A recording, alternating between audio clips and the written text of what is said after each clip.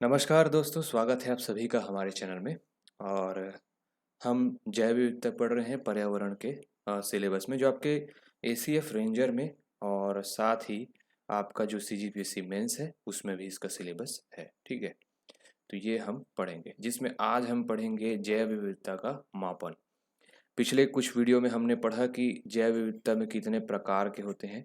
तो उसमें हमने आनुवांशिक विविधता पढ़ा था, पारितंत्र विविधता पढ़ा था, ठीक है, और सामुदायिक विविधता। ठीक है, तो आज हम लोग पढ़ते हैं जैव विविधता के मापन। जैव विविधता का मापन क्या होता है? ठीक है, तो जैव विविधता का मापन से आशय है कि प्रजाति की जो संख्या है और उसका समृद्धि का आकलन करना। पहला तो ये कि कोई भी प्रजाति है उसकी संख्या ज्ञात करना, और दूसरा उसकी समृद्धि कहाँ तक है, उसका विस्तार कहाँ तक है, इसके बारे में हमको जानकारी प्राप्त करना। ये कहलाता है जैव विविधता का मापन। ठीक है, जैव विविधता के मापन के अंतर्गत जो है प्रजातियों की संख्या और उनके बीच जो समानता या समता के आंकड़ों को जो है संकलित किया जाता है। ठीक है, तो इसके मापन के अंतर्गत अब हम इनकी समानताएं देखते हैं किसी प्रजाति के बीच की। प्रजातियों की क्षेत्र विशेष से प्रचुरता का आकलन एवं प्रजातियों में समता का आकलन जैव विविधता का मापन का अनिवार्य अंग है। मतलब इन दोनों फैक्टर के बिना हम मापन नहीं कर सकते, जिसमें से एक है क्षेत्र विशेष में प्रचुरता, कि किस क्षेत्र में जैव विविधता अधिक है और किस क्षेत्र में कम है, और दूसरा इनमें क्या चीज की समानता है, यह इवननेस है। जैव विविधता का जो मापन है उसकी तीन विधियां हैं। इसमें है, पहला है अल्फा विविधता, दूसरा है बीटा और तीसरा है गामा। ये कुछ ऐसा है कि जैसे एक सीढ़ी होती है तो उसमें नीचे का स्टेप होता है, फिर उसके ऊपर, फिर उसके ऊपर, फिर उसके ऊपर, कुछ इस प्रकार होता है। ठीक है, तो वैसे ही सूक्ष्म से दीर्घ की ओर बढ़ता हुआ ये मापन है। इसमें सबसे पहले छोटे क्षेत्र में अल्फा विविधता, उसके बाद उससे थोड़ा बड़ा क्षेत्र में बीटा, और सबसे बड़े क्षेत्र में गामा विविधता, जो अल्फा और बीटा का मल्टीपल होता है या उसका गुणज होता है। ठीक है, ये एक साधारण भाषा में मैं बताया। अब हम इसका डिटेल में चर्चा करते हैं। अल्फा विविधता किसी एक निश्चित क्षेत्र के समुदाय, एक निश्चित क्षेत्र है, वहां पर इस समुदाय है, ठीक है, उस समुदाय या पारितंत्र, पारितंत्र का मतलब इकोसिस्टम, ठीक है, इसकी जैव विविधता को अल्फा विविधता कहते हैं। ठीक है, यह एक समुदाय या पारितंत्र में प्रजातियों की जो कुल संख्या होती है उसको बताती है। एक निश्चित भौगोलिक क्षेत्र है, वहां पर कितने प्रजाति या कितने जीवों की जो संख्या है वो अल्फा विविधता कहलाती है। ठीक है, तो ये आपको याद रखना है। अल्फा का मापन जो है, अल्फा मापन के द्वारा किसी परितंत्र यानी पारितंत्र यानी इकोसिस्टम या समुदाय के अंदर एक समुदाय की कुल प्रजातियों की संख्या और प्रजातियों की आनुवांशिकी के आधार पर उनमें पाई जाने वाली जो समरूपता है उसका भी कैलकुलेशन किया जाता है। ठीक है, क्या बोला है इसमें कि जो कुल संख्या है वो तो हम जानेंगे ही, साथ में उनका जो जेनेटिक्स है उसके बारे में, उनका जेनेटिक्स का जो अध्ययन है वो करके हम ये जानेंगे कि इस एक प्रजाति के अंतर्गत इनमें क्या समानताएं हैं। ठीक है, तो ये अल्फा विविधता है, इसमें ये चीजें हम करते हैं। एक बार फिर मैं रिवाइज करा देता हूँ।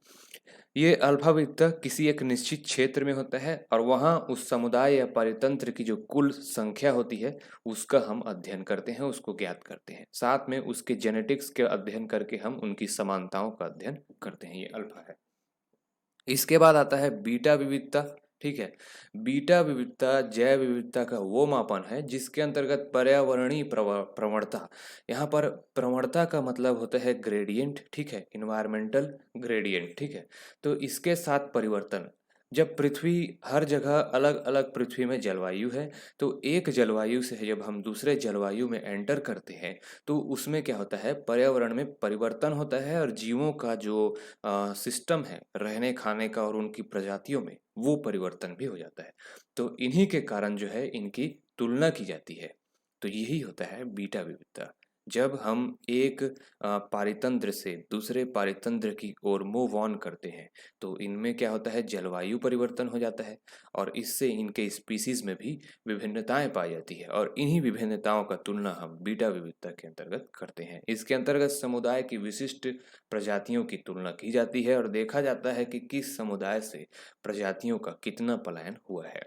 जलवायु परिवर्तन के साथ ही आवास या समुदाय का पर्यावरणीय जो दशाएं हैं वो परिवर्तन हो जाती हैं।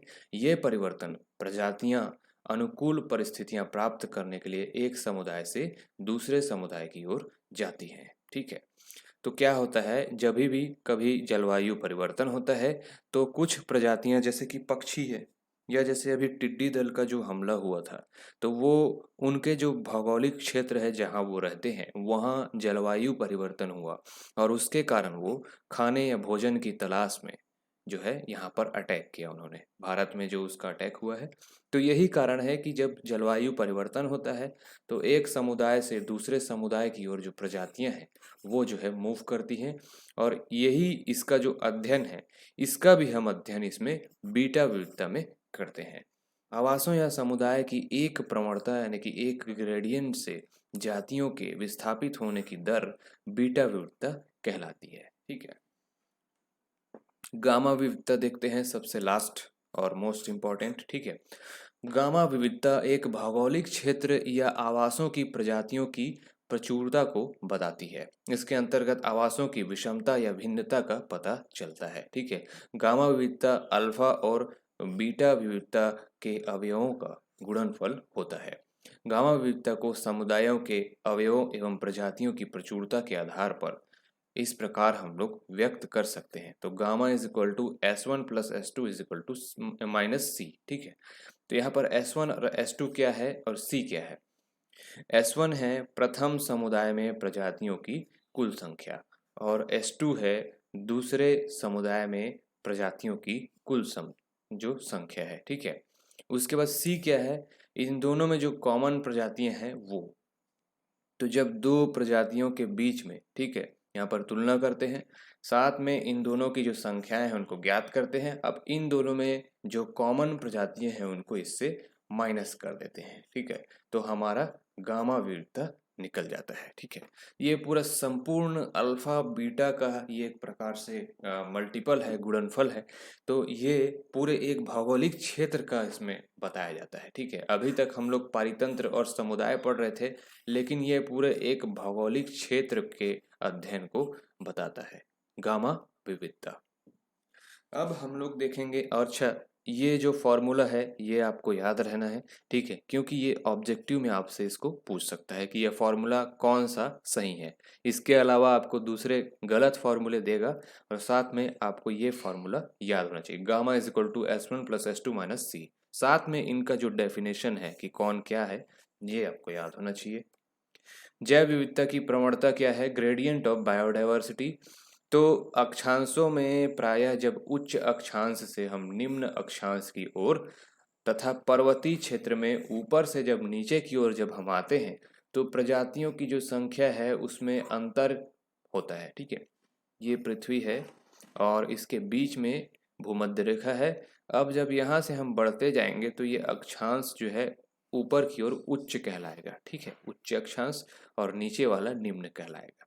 वैसे सेम इधर भी ये नीचे वाला उच्च कहलाएगा और बीच इधर जो इसके वापस जाएंगे जब हम भूमध्य रेखा के साइड तो वो निम्न अक्षांश कहलाएगा। तो जो मध्यवर्ती जो इलाका है जो पृथ्वी का, वहाँ पर आपको जैव विविधता ज़्यादा मिलेगी क्योंकि यहाँ पर अनुकूल परिस्थितियाँ हैं। तो जब मध्य में ज़्यादा है और इधर कम है तो यहाँ से जब हम मूव करते हैं तब ये चीज़ हमको पता चलती है। तो यही कहलाता है ग्रेडियंट ऑफ बायोडाइवर्सिटी। अलग अलग जगह में अलग अलग अंतर पाया जाता है। विश्व के विभिन्न क्षेत्रों में आवासों में अत्यधिक अंतर पाया जाता है। कहीं पर क्या होता है, प्रजातियों के लिए विकास की परिस्थितियां जो है पर्याप्त होती हैं, जैसे कि भूमध्य रेखा वाले क्षेत्र जिसमें ब्राज़ील के जो जंगल हैं वो आते हैं। ठीक है, वहाँ पर बहुत ही अनुकूल परिस्थितियां हैं और बहुत सारी अनगिनत प्रजातियां वहाँ पर जीवों की पाई जाती हैं।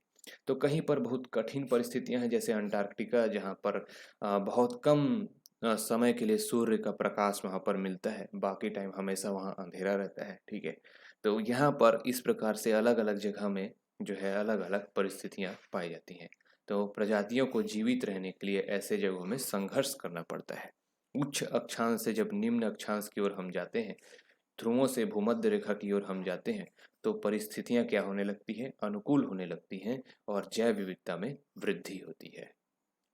टुंड्रा एवं टैगा जलवायु क्षेत्रों में परिस्थितियां जो है अत्यंत प्रतिकूल हैं। क्यों प्रतिकूल हैं? क्योंकि ये विश्व के सर्वाधिक ठंडे जलवायु वाले प्रदेश हैं, जहां वर्ष भर जो है तापमान जो है निम्न बना होता है। तो ये हमने देखा कि जैव विविधता क्या है, ठीक है। और इसका जैव विविधता मतलब इसका जो मापन है वो कैसे होता है, ठीक है। अल्फा, बीटा और गामा विविधता, ठीक। तो अल्फा विविधता किसी छोटे क्षेत्र में, उसकी निश्चित क्षेत्र में उसकी संख्या को बताता है जीवों की। बीटा क्या करता है, दो इकोसिस्टम के बीच में यानी दो समुदायों के बीच में जो है तुलना करता है। और गामा इन दोनों का मल्टीपल है, यानी एक पूरे भौगोलिक क्षेत्र के बारे में ये हमको बताता है कि यहाँ पर किस प्रकार की जैव विविधता है। तो ये तीनों चीज़ आपको याद रखना है। मिलते हैं नेक्स्ट वीडियो में। अगर अच्छा लगे तो लाइक और शेयर करें। वीडियो को देखने के लिए धन्यवाद और हमारे टेलीग्राम ग्रुप से ज़रूर जुड़ जाएं। Thank you.